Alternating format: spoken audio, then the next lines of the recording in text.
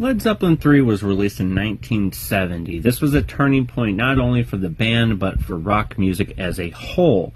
It was a deliberate departure from the heavier blues rock roots and a bold experiment that showed the world just how dynamic Led Zeppelin could be. Led Zeppelin III opens up with the Immigrant Song, a blast of Norse mythology wrapped in a driving riff. It's one of the few heavy moments on the album, and it lulls listeners into the sort of false sense of familiarity, but then the record takes a sharp turn. Songs like Friends, with the sort of Eastern influence, acoustic textures, and That's the Way, a gentle kind of melancholic ballad, revel a whole different side of the band, introspective, folky, and emotionally nuanced. Much of the album's acoustic flavor came from the band's time at Bron-Yr-Aur, a cottage in the Welsh countryside where Jimmy Page and Robert Plant retreated after the grueling tour. Away from the chaos of fame and cities, they embraced nature and stripped things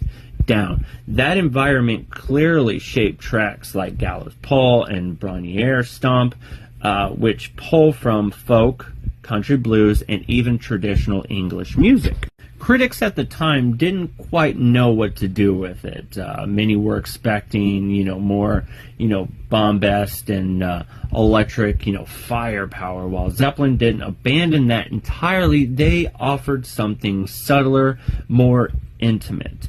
In hindsight, that bravery should have been applauded right away. Today, Led Zeppelin III is seen as a key turning point for the band, a record that, broadened the band's identity, laid the groundwork for later, more expansive work like Physical Graffiti.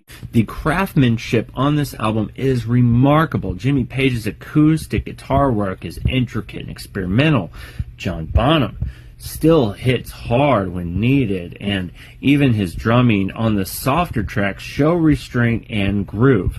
John Paul Jones shines on the mandolin, the bass, and arrangements. And of course, Robert Plant, this is where his vocals start to mature. He's not just wailing, rock god, he becomes a storyteller. And I might even just add this, I think, is the album when they actually started focusing on more original stuff, meaning they weren't taking a lot from blues players, where the first two albums, a lot of it was just copy and paste from other blues legends. I think this is when they started taking the time and focusing on original material. But that's always up for debate. You can yell at me all you want, you can argue with me, you can debate with me online. We'll talk about that another time. Okay, so in the grand arc of Led Zeppelin's career, 3 is a moment they broke out of the sort of heavy blues band box and showed the world they could be more delicate and thoughtful as they were powerful. It's a reminder that true greatness isn't about repeating, what works. It's about risking what works in order to grow. So, Led Zeppelin III may not be the band's most famous album, but it might just be their most revealing. It's the sound of the band carving out their own space, not just in rock, but in music history. So, if you haven't listened to Led Zeppelin III, check it out. Let me know what you think. If you want to debate Led Zeppelin, let's debate Led Zeppelin. Let me know, okay? Thanks, guys.